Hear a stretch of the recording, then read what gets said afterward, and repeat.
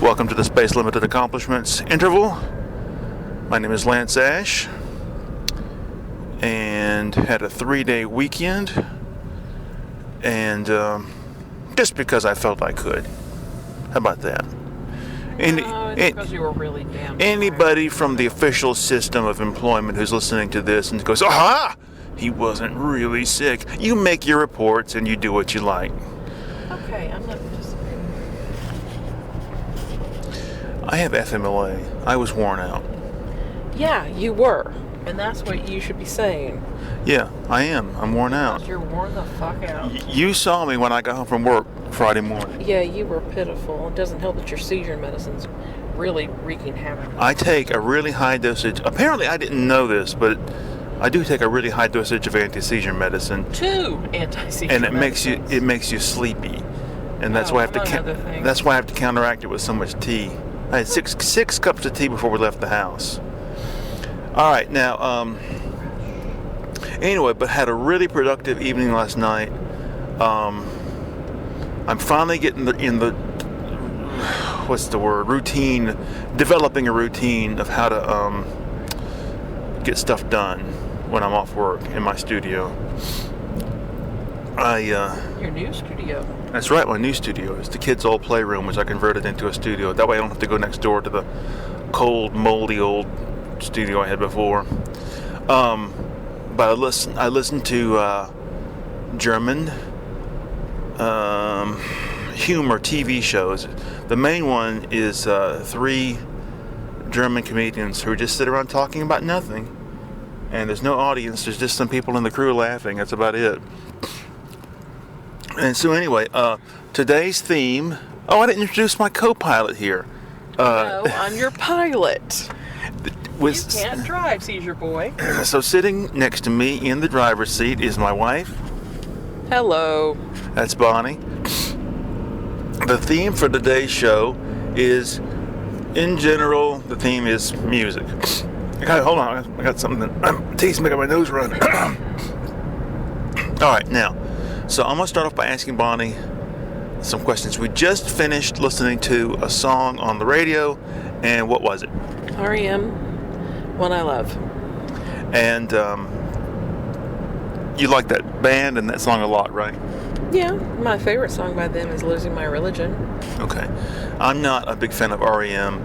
I like the Monster album, and I like Crush with Eyeliner specifically on there. Hey, Losing My Religion is on there, isn't it? No. I'm thinking of, there's another really sad song on there. I can't remember. I haven't listened to it in ages. Yeah, I haven't listened to it in ages either. When I used to work the night shift, not night shift, but the closing shift at the convenience store, I would smoke pot in the back room while I did the figures and listen to that record, and among other things. Sometimes I had to open the store too, so I would make a little bed on the concrete floor in the back and sleep in there. Fuck. Yeah. See, we live right next door, or right outside of, right near Athens, which is where R.E.M.'s from. And so everybody's like, oh, R.E.M., oh, God. And so I got sick of it when I was a kid and developed a prejudice against them. So I didn't like them. But they're, I guess they had their moments.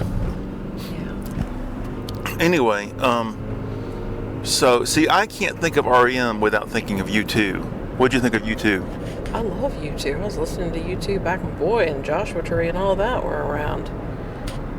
Yeah.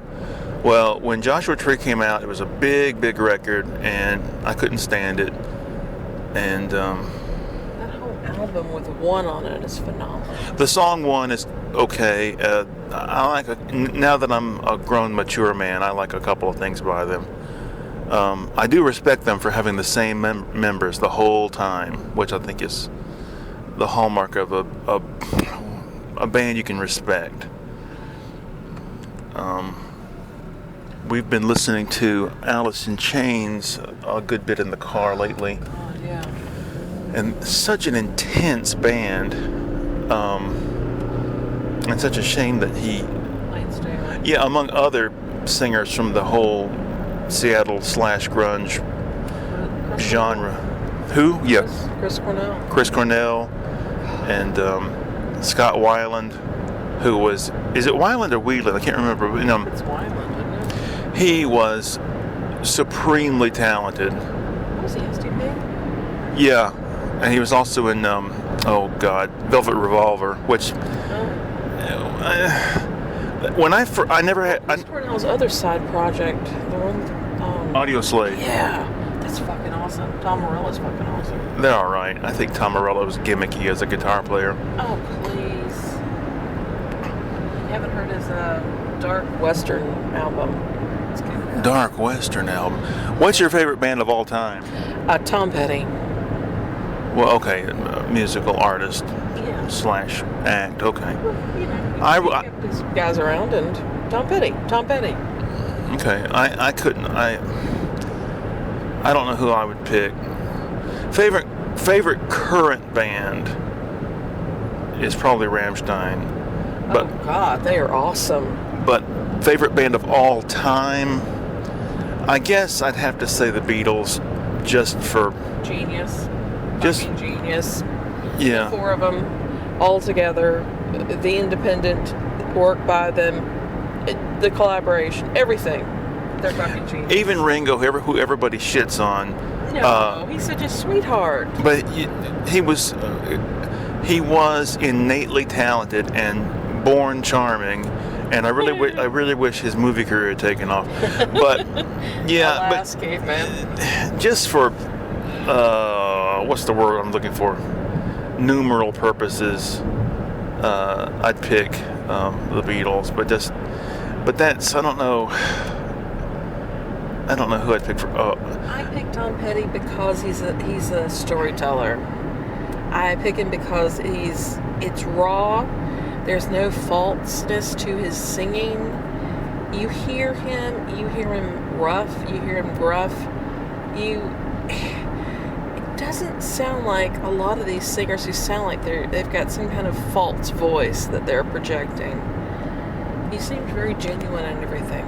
Yeah. Everything. Last night I listened to an album I recorded a couple years ago. Is the last record I ever recorded under the Toskabode name, and I was singing really high like I used to sing. Which I never liked. Yeah. I like your honest, real voice. But that's back when I would do just goofy songs about nothing with nonsense lyrics. And one of the songs on there is called "He Brutalized My Butthole." Seriously? Yeah. Things I don't want to know. But anyway, what was I going to say? You were talking about your own changes and how Tom Petty influenced you, most likely. That wasn't what I was going to say. Yeah, No. No, it's talking about favorite bands of all time. Okay, Led Zeppelin, Black Sabbath, Rolling Stones. Ghost is another favorite current band. Oh, God, yeah. But then there's music in general. I like Miles Davis. I like his funky period. I like his Herbie Hancock. I like his Shorter. second quintet and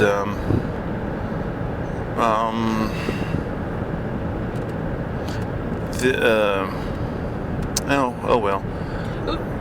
Remember that Bobby Hutcherson period you were in? Yeah, I like years ago when I worked at UGA, this specialist jazz catalog came to the mail, and they had a picture in there of Bobby Hutcherson's Total Eclipse album, and it just looked so something about sometimes you can tell by an album's cover art if it's going to be good or not. So I got the Total Eclipse album, and I just love that. I love that sound. That Ooh. You remember the album art for, what was it, Down at the Chicken Shack? yeah, Jimmy Smith. Yeah, I like that. I Really love cool. that sort of funky organ jazz. But his hair and everything. Well, he had a hat on. No, he just had this look. Well, the funny thing is, they were driving around looking for a place to take a picture for the album cover, and they saw that that chicken coop, and he walked over there, and the grass was wet, and in the picture it hit the bottom of his pants are wet, the hem of his legs, which I think is pretty cool.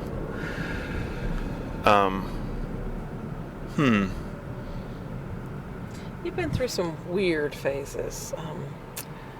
Who was that guy? Steve Lacy you got into for a Yeah, I like Steve Lacy, but I haven't been able to listen to him in a while.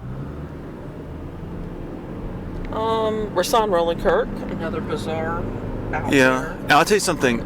There are bands that people claim are so crazy, so weird, so out there, and then you get into them and they're not really that weird. And I'm thinking of Sun Ra is just not that weird. People think it's, oh, he wore weird costumes.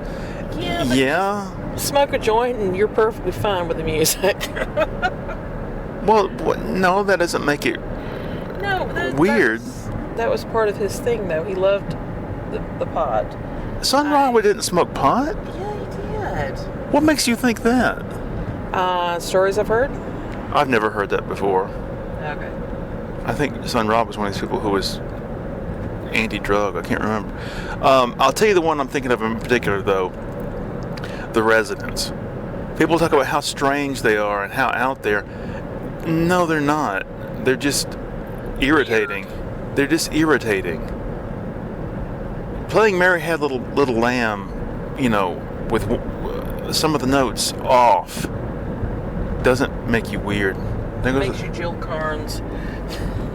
She was a local Athens artist for a while and only has local notoriety. I'm trying to think. We had a crossword puzzle clue today referring to Der Rosenkavalier by Richard Strauss, and so I looked him up today, and makes me realize I haven't listened to orchestral music in a long time. I used to listen to nothing but so-called classical music. I just don't have time to do everything I want to do anymore. Years ago, Bonnie gave me 2 books of translations of old Chinese poetry, and so one of them I was intrigued by, so I looked up the authors, and found they did another book. The one I was looking at was Poems of the Sung Dynasty. They did another book, very similar packaging, everything, called Poems of the Tang Dynasty. And so I was like, oh, I really want it. But then I realized you're going to pay $6-7 for a book that is not going to make any material difference in your life. So, plus, within 24 hours, my fickle mind will be turned to another obsession or, inclination. There's some, like I said, I listened to these German comedians on YouTube while I'm painting or drawing, and so all these guys have written books. So I'm always looking for something in German to read. So I'm looking for this and that on Amazon to buy, and the prices are just ridiculous. I just don't know what to do. And there's a bookstore whose catalog I get, and they sell nothing but German books and German CDs and stuff. But it's all for old people, because it's all historical romances and albums. The music is all like the German equivalent of Engelbert Humperdinck, and not what I want. So the romance reminded me of the bodice ripping things of American romantic subliterature, and I was just picturing the German romantic literature, the bodice is being ripped by an evil Nazi or something. Oh, they are proceeding with... Oh, look, they've knocked down half that building over there. Huh. So, tell me more. Music. Oh. What's the first music, classical music, that really made an impression? Okay, well, what happened was, my uncle was always in between houses or moving this and that, so he would store a lot of junk at my grandmother's place, and he was the kind of person that would be interested in something for 5 minutes and dump a couple $100 into it. So it's hereditary. So yeah, so he I went down there and he had stored a bunch of LPs, and it was Tchaikovsky and I'm trying to think who else, but I knew that he wouldn't miss this stuff, so I took a bunch of albums home with me. I must have been in 6th grade, and one of the albums was Tchaikovsky's 4th Symphony, and it just absolutely possessed me. I thought it was just fantastic. The 4th Symphony, the 5th Symphony. By the way, a piece of trivia: there's a melody in one of the movements of the 5th Symphony that is basically where they got the theme song for the original Paul Hogan show theme music. Little bit of trivia out for you. Obscure, yeah. Trivia. Anyway, back when Paul Hogan was only known in Australia. yeah, because PBS would play anything, and they would have his show. But anyway, yeah, so that's how I got into. I hate to use the word classical music, but I started listening to that and Beethoven and Brahms and Tchaikovsky and Borodin and I'm trying to think what else, Prokofiev. And so I joined the Columbia Record and Tape Club. I got all these LPs in the mail, Bach's Toccata and Fugue in D minor, and that's all I would listen to for years. And why was it just classical that you would listen to, Lance? Well, originally I refused to listen to rock and roll because I hated teenagers. And rock and roll or the pop music that I heard on the radio or everybody was into just irritated me. I couldn't stand it. And your parents listened to what? Originally my parents listened to like top 40 pop, but then as things changed, they only listened to country pop. And so that's what I heard at the breakfast table every morning while we're getting ready for school. And but then as time went on, I was going to that Christian school, and all this anti-rock and roll propaganda from the school and visiting lecturers reinforced my hatred of rock and roll. But that dam burst when I got into Chuck Berry and Elvis and then the Beatles and so forth and so on. And you did that sequentially. You based it on the development of rock and roll, correct? Right. I first got into Bill Haley, and then Chuck Berry, and then Elvis, and then it was the Beatles, Stones, and the Who. And I had an arbitrary rule because I had the Who's first greatest hits album, Meaty Beaty Big and Bouncy, and it only went up to 72. So I said, okay, well, nothing after 72. I won't listen to anything after 72. Okay. And then a friend of mine let me borrow a shoebox full of cassettes, and it had AC/DC and Van Halen and ZZ Top. And you were a goner. Yeah, after that, yeah. Whew. So while you were listening to all this stuff and refusing modern music, I was down at the beach listening to Van Halen. God. Yeah, but you guys were all listening to the top 40 stuff, like... with my dad, I listened to all kinds of stuff. You know that. You know what these kids at school would be quoting stuff. Like, do you remember that song? It was a flash in the pan. I don't remember what, but the something in the chorus. The guy would go, "He was 19, no, 19." You remember that? Vaguely. And the kids at school would do this. I'm like, what in the hell are you quoting? Yeah, well, I was also listening to the university station along with Tanya, and we would listen to all of the second British invasion music. So, right. Yeah. Well, I was dating a girl who was a big fan of Duran Duran, and a friend of mine was a big Duran Duran fan. And when the Notorious album came out, he was like, I went to visit him, and he had taped the video for Notorious. He's like, this is the first single from the new album. And I was like, oh God. And I still think that's the best Duran Duran album ever. Because it's such a fusion of Arcadian and Power Station.